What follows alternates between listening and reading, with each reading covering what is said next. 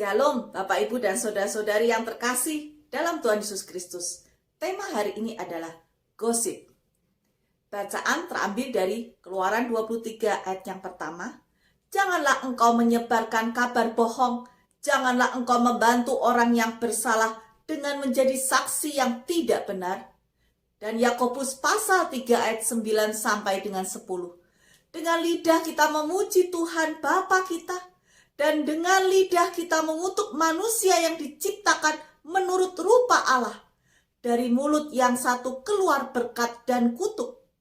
Hal ini saudara-saudaraku, tidak boleh demikian terjadi. Demikianlah firman Tuhan. Dalam kehidupan kita, dari waktu ke waktu, gosip sudah ada. Bahkan sejak zaman dahulu, perjanjian lama, perjanjian baru, sampai sekarang dan yang akan datang. Dalam Keluaran 23 ayat 1 dikatakan artinya kita tidak boleh menceritakan kembali atau menyebarluaskan kabar yang belum tentu kebenarannya. Dan biasanya kabar itu adalah kabar tentang keburukan atau hal-hal yang tidak benar tentang seseorang. Bahkan ketika kita kemudian terpaksa dalam satu keadaan, kita diminta bersaksi di pengadilan, Tuhan ingin kita tetap mengatakan apa yang sebenarnya, bukan justru membantu orang yang bersalah dengan menjadi saksi yang tidak benar. Walaupun kebanyakan orang melakukan hal demikian, sekali lagi firman Tuhan mengingatkan kita untuk tidak melakukannya. Masa kini ada istilah yang cukup populer, yaitu FOMO, Fear of Missing Out. Ketakutan kehilangan momen yang kemudian menjadi orang takut kehilangan berita, tren, dan lain sebagainya. Dan dalam berita itu terkadang, bahkan mungkin juga sering, gosip yang beredar.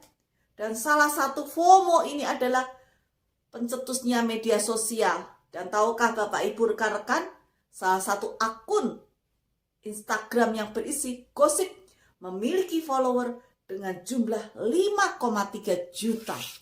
Wow, ya, gosip bukan hanya ketika kita bicara langsung, tetapi ketika kita mendapatkan berita yang begitu banyak beredar di berbagai akun medsos, kita perlu mencari kebenarannya. Dan jangan mentah-mentah kita percaya, kita sebarkan. Karena berita itu belum tentu benar. Jangan-jangan kita hanya menyampaikan berita gosip dan tanpa kita sadar, kita digunakan oleh orang yang memiliki kepentingan atas tersebarnya berita gosip tersebut. Perlu kita cek kembali kebenarannya. Apakah kita bisa 100% terhindar untuk tidak menyebarkan gosip? Atau kita 100% tidak menjadi korban dari gosip? Sebenarnya tidak bisa. Tetapi kita bisa mencegah kita tidak bergosip semaksimal mungkin. Firman Tuhan mengingatkan kita untuk tidak menyebarkan kabar bohong dan mengutuk manusia.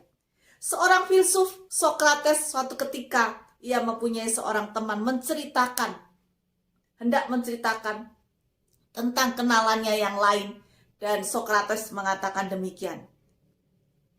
Tunggu dulu, sebelum Anda menceritakan kepada saya perihal apa yang Anda ketahui tentang teman saya itu, saya akan memberikan suatu tes sederhana yang saya sebut dengan triple filter test.